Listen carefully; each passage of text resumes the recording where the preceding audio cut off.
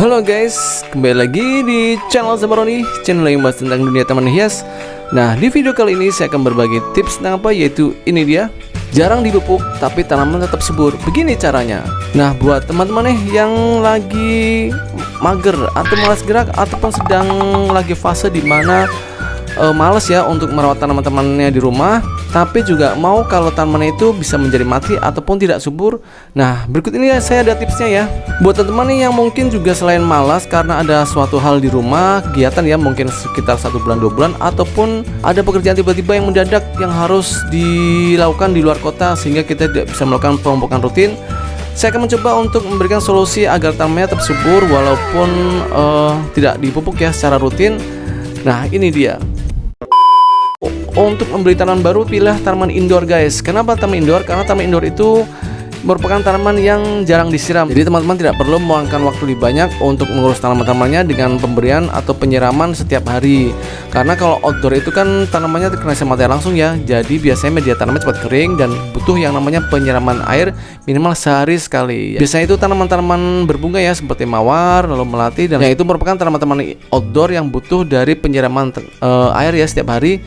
Nah, maka hindari untuk pembelian jenis tanaman outdoor seperti itu. Jadi belilah tanaman-tanaman indoor. Seperti apa sih tanaman indoor? Banyak sekali ya jenisnya. Untuk jenis dari tanaman indoor sendiri, yaitu diantaranya ada Aglaonema, ada Sirajeki, ada tanaman monstera, dan sebagainya. Tapi sekali lagi, walaupun itu tanaman indoor, pilihlah tanaman indoor yang paling mudah perawatannya. Jadi diseleksi lagi ya. Nah, contoh tanaman indoor yang mudah perawatannya yaitu seperti depan sini ya. Nah, ini dia. Ini adalah tanaman burlemak, tepatnya adalah burlemak variegata. Karena tanaman burlemak sendiri itu juga ada dari jenis tidak berlemak ya atau hijau aja, tapi juga ada yang jenis variegata seperti ini ya. Yaitu ada nuansa unsur warna kuning ataupun putih di bagian corak daun-daunnya. Jadi lebih kelihatan lebih cantik ya daripada yang biasa atau warna hijau. Tanaman ini merupakan tanaman liar. Jadi walaupun tanaman ini jarang disiram, tanpa pemupukan ataupun jarang pemupukan, tanaman ini akan tetap bisa subur ya guys. Nah, ini ya. Apalagi kalau kita pupuk, tanamannya akan cepat sekali untuk pertumbuhannya. Jadi pilih tanaman-tanaman seperti ini ya. Contohnya burlemak yang sangat mudah perawatannya buat teman-teman yang lagi males gerak atau mager, ataupun banyak pekerjaan, ataupun ada suatu hal yang tidak bisa dilakukan perawatan ekstra pada tanaman-tanaman sayang di rumahnya. Nah, selain pemilihan dari tanaman indoor yang mudah perawatannya, agar mendapatkan nutrisi tetap aja ya butuh yang namanya pemupukan, tapi jarak pemupukannya itu sangat panjang sekali. Nanti saya akan jelaskan ya detailnya di pertengahan video.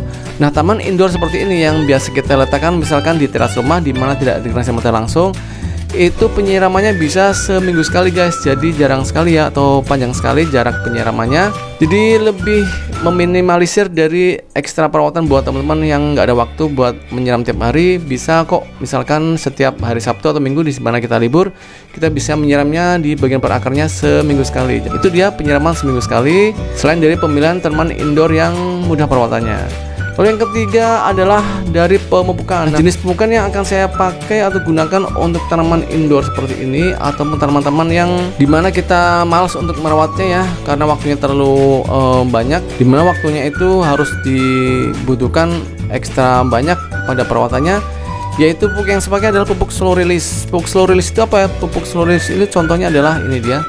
Nah, ini Dekastar ya, Dekastar. Lalu juga ada dari pupuk ini SK-Code ya. Ini SK-Code, yang ini Dekastar. Terserah mau pakai yang mana. Untuk nilainya saya biasa menggunakan nilai yang 17, 11, 10 ya. Ini merupakan untuk tanaman-tanaman yang tidak berbunga ataupun tanaman-tanaman hias daun seperti halnya burlemak, Aglaonema, lalu janda bolong dan lain sebagainya. Nah, inilah pilihan dari pupuk buat orang-orang yang males atau nggak ada waktu ya buat perawatan pada tanamannya. Jadi hindari yang namanya penggunaan pupuk kimia seperti NPK, karena NPK itu penggunaannya itu bisa dalam waktu dekat, misalkan seminggu sekali, dan itu waktu yang cukup dekat pula untuk pemupukan ya, karena kan kalau NPK itu harus dilarutkan dulu, disiram dulu, jadi memakan banyak waktu. Untuk Dekastar ini atau SK-Code ini cukup diberikan berapa kali, yaitu per 6 bulan sekali. Oh, lama sekali ya. Nah, makanya cocok sekali ya buat teman-teman yang tidak ada waktu buat merawat tanaman-tanaman hias kesayangannya.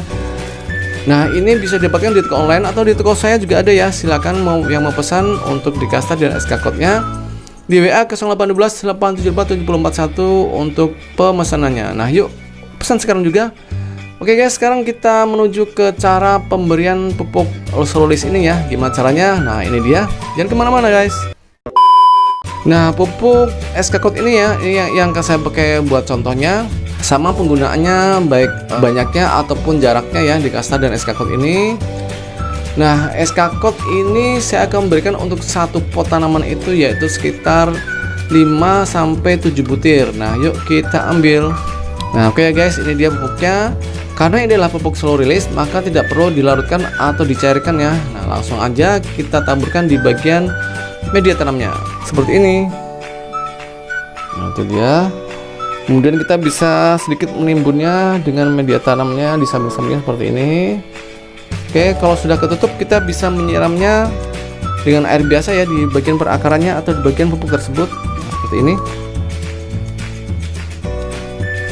Itu dia. Oke, sekali lagi kita bisa mengulangi dari pemupukan ini sekitar 6 bulan ya. Nah, mudah-mudahan untuk pemupukan yang saya lakukan ini tidak perlu disiram setiap hari.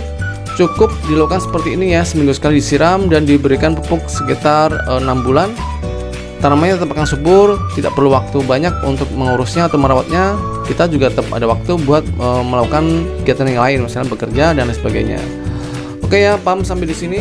Nah, jenis tanaman yang lain kita bisa memilihnya ya selain dari bulat mang ini. Misalkan tanaman-tanaman yang mudah dirawat yaitu seperti si rejeki. Nah, Aglaonema juga termasuk dalam golongan yang lumayan ya, tidak terlalu ribet karena merupakan tanaman indoor juga. Setelah mau pilih yang mana ya, teknik pemupukannya sama seperti ini, bisa dilakukan untuk semua jenis tanaman indoor. Oke, semoga bermanfaat untuk video kali ini. Jangan lupa like, share, dan komen, subscribe, dan tekan tombol loncengnya. Sampai ketemu di video berikutnya. Dadah.